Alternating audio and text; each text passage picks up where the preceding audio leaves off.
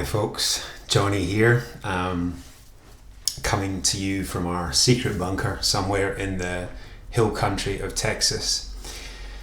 Welcome to the new world, folks. We just had full lockdown here in Texas, and I believe you've now had the same over the other side of the pond in the UK. Not that much has changed practically for us, to be honest, as I work from home and we have two screaming kids under the age of 2, so that's what we deal with every day anyway. But it is quiet now because they're asleep, but don't be surprised if that changes suddenly. I don't think I've ever gone live on my timeline before because I'm a bit of a social hermit at the best of times, but with what's going on at the moment, I do feel compelled to do this. And for those that don't know me so well, I invest in property in the UK, and I teach property investing and online business. And in this live, I'm going to cover a few things. I want to cover the effects of this lockdown on business, on the self-employed, on property investment. I want to give my thoughts on what's coming next, and also a bit of spiritual stuff. Some of what I'll cover you're not likely to hear anywhere else, and some of it may even offend some people. Now, there's no doubt that there's a serious health problem that needs to be dealt with. My sister is a GP on the front lines in Scotland, but I think that there's a kind of hysteria that's being created by the media that is not healthy. And we know that decisions based on emotion are generally unreliable, and when we retreat into fear, that's what happens. And instead, we need to be standing up and leading our families, our businesses, and our communities through this. So, yes, everyone's health must come first so that we can beat this. But my heart can't help breaking for all the businesses that are being affected and people that are literally losing their jobs as a result as we speak. Now, obviously, anyone heading for financial hardship needs to look at taking advantage of the assistance that is available from their lender or lenders in the form of mortgage holidays and any other government help as it becomes available. And a quick disclaimer here, of course, none of what I'm going to talk about is financial advice, and I am not regulated in any way. But those out there starting to feel the pinch may also want to look at the credit cards that you have available. Now, I wouldn't normally recommend that anyone takes on this type of debt, but a strategy you could consider is to start spending on your credit cards where possible instead of spending the cash that you have in the bank. And that way, if your card company decides to change your credit limit for whatever reason, which can happen, then you're safe because you've already borrowed the money, and this money will buy you time.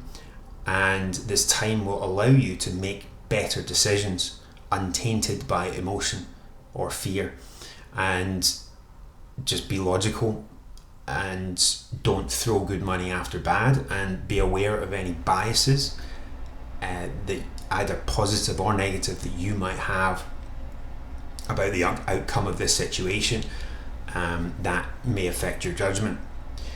Now, if you have an offline business, then now is the perfect time for you to move yourself online. Now, I'm sure you've already thought of ways that you can provide your service remotely, be that over Skype or Zoom.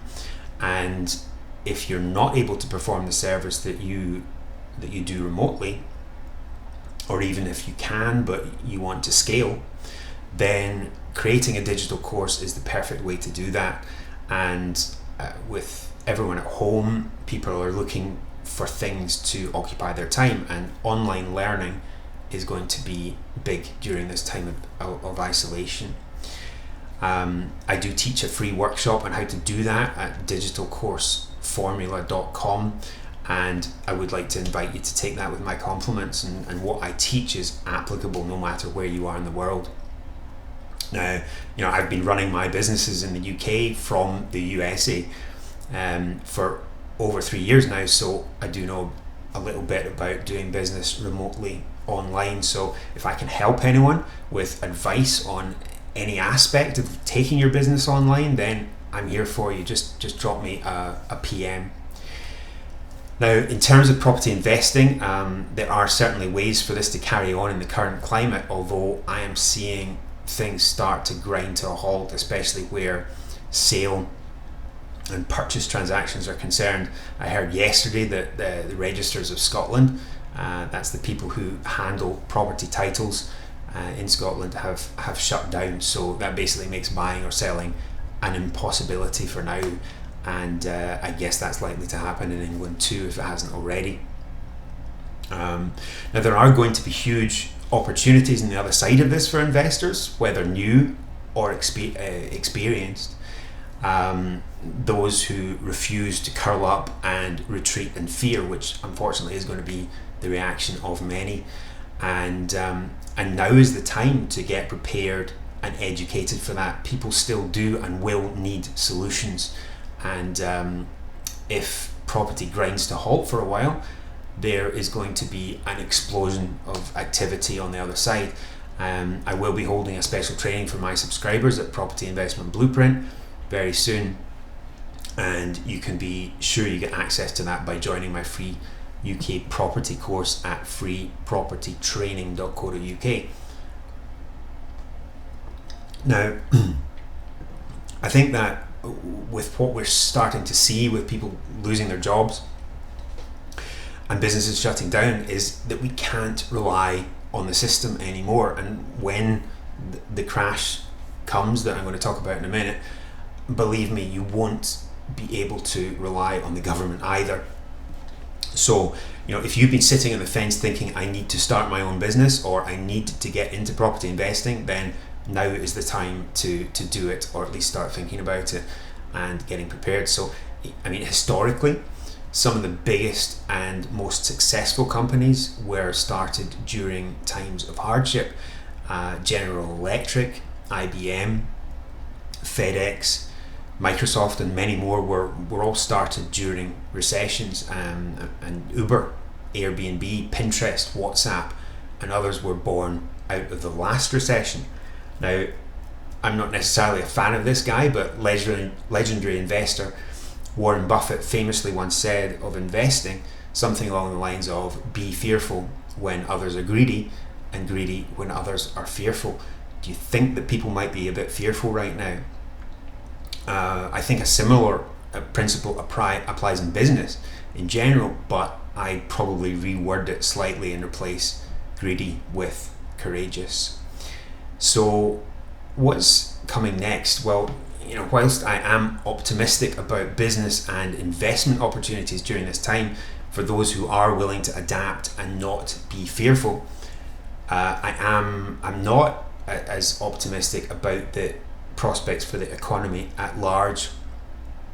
Some out there seem to think that when this blows over, we'll be back to business as usual, but I've been expecting an economic collapse for years now, and honestly, we were on borrowed time already. The policies of infinite quantitative easing, pumping billions into the economy every day, and essentially what that did is really just had the economy on artificial life support. It was always going to take just one event to bring the whole house of cards tumbling down. I don't think anyone ever expected it would be this kind of event that would be the catalyst, but here we are, and the strain, the loss of jobs and government stimulus is going to have, I believe, will bring it down. And again, they may be able to keep it afloat artificially for months, even a year, but it's coming down and it's not going to be pretty. A few shelves empty of toilet paper and so on now is going to be nothing to what I believe is coming down the road. Economist Peter Schiff, who predicted the 2008 financial crisis, has predicted that the next one will be much worse because it will be inflationary, as in customer prices are going to be going up as the economy goes down. So it'll be really hard to buy things and afford to buy things, even if you can find them. I know some people will be worried about just keeping their jobs or businesses afloat just now, but never mind, trying to safeguard investments. But here's what I suggest if you have some wealth that you want to preserve. So number one is be careful not to hold too much cash in the bank. Why is that? Well, remember, if you remember during the last crash, governments did what they called bailouts, right? That was where they essentially took taxpayer money and used it to bail out the too big to fail financial institutions and businesses. In the time since the 2008 crash, something called bail-in laws have been quietly brought in all over the world. And what these bail-in laws do, or will do, is essentially turn you from being a customer of a bank into an unsecured creditor. And that means that if the bank gets into financial difficulty, they can legally appropriate your funds, or otherwise known as steal your money, in order to stay afloat. And most major banks are still pitifully capitalized, and that means they hold very little cash and cash equivalents in proportion to the number or the total of their customer deposits, which makes them very vulnerable to the bank runs that will inevitably happen, that we saw last time, and that will appear on a larger scale next time. And we've already seen these bail-ins in action. You may remember in Cyprus during their banking crisis of 2012, 2013, depositors lost a portion of their deposits over 100,000 euros. Now that sounds like a lot, but I expect that during the coming crisis that limit will be much lower. But you're probably thinking, well, my government has a bank deposit guarantee scheme, I'll be covered by that. I wouldn't be too sure. For example, the Canadian Deposit Insurance Corporation, CDIC, promises to insure bank deposits up to $100,000. But if you look at that closer, there's about 646 billion of eligible deposits in the Canadian banking system, but the CDIC only has 2.8 billion in cash available to cover it all. So do you see a problem there? Those numbers were from a few years ago, so it could well be worse by now. The UK, USA and other Western countries are likely to be in a very similar position. So how can you prepare for this? Well, I'd recommend having enough non-perishable food in the house to last at least a couple of weeks. Now, there are other essentials that you may want to stock up on, but I'll leave you to research that yourself if you feel led to, or by all means, send me a PM. I know there's rationing on many items and even empty shelves at the moment. There certainly were when I went to the supermarket at the weekend there. But I do urge you to do what you can to build up some stocks all the same. And if you can, may sound crazy, but start a vegetable garden, or even get chickens if you have the space. There's no harm in being a little more self-sufficient. I think we've become too dependent on big companies for our day-to-day living anyway. I think we need to try and reclaim some of the resilience that our forefathers had. And these provisions, they'll allow you to have peace of mind about providing for your family, and also be able to bless others should times turn hard. And if they don't, then it's hardly going to go to waste, right? I'd also suggest having some physical cash to hand as well, and at least enough to cover your expenses for a month. We saw runs on some banks during the last crash, and I think those will be even more widespread this time, and that means you won't be able to get money out of cash machines. And that said, cash is on the way out anyway. That there's been an agenda that you probably noticed towards removing cash for some time, and we're going to see that continue. And don't be surprised when you start seeing news stories about how the virus is being spread by banknotes, and that these will need to be taken out of the system. Precious metals are a great hedge against fiat currency. Fiat just means that they aren't backed by any kind of commodity like gold or whatever. Experts recommend holding about 10% of your wealth in precious metals like gold and silver. And remember, if you can't touch it, you don't own it.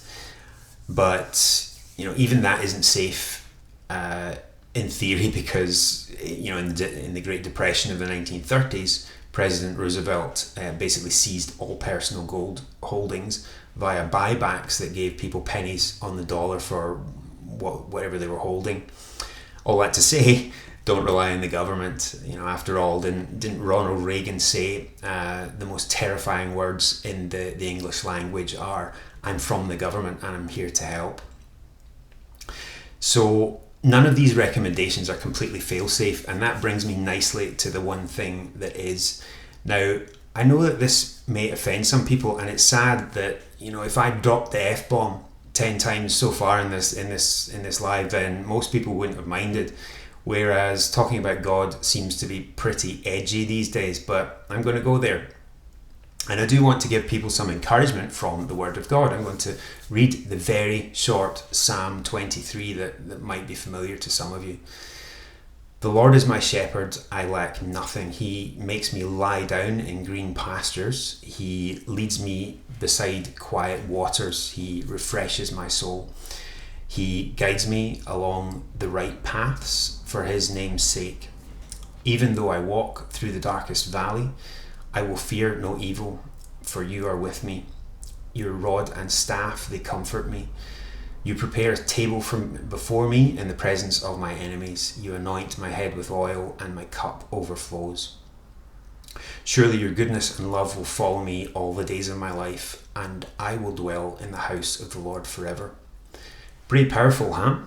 But let me ask you something. Is the Lord your shepherd? Because you can only really access the comforts that this psalm promises if he is. But don't worry if he's not. It's very easy to fix and to claim the free gift of eternal life that he offers too. How do you do that? You simply turn from your wrongs and trust alone in Jesus Christ. And I hope that you'll do that today, because you could get run over by a bus tomorrow, and the alternative just doesn't even bear thinking about. The world's going to get pretty crazy, and all I'm saying is that if what we see next is total financial collapse, a new fiery attack on New York, Trump taken out, and Obama returned to power, world famine, world war, natural disasters, and even more pestilence, then there's a pretty good chance we're living in the book of Revelation. I'll just leave it at that. Anyway, if you're still with me, you are a trooper. Thanks for listening. Be safe out there, love each other, and don't be fearful. Check on your neighbors, be a leader. And I'm here for you if you need me for anything at all, whether that's questions on anything I've talked about today or even prayer. Thank you, and God bless.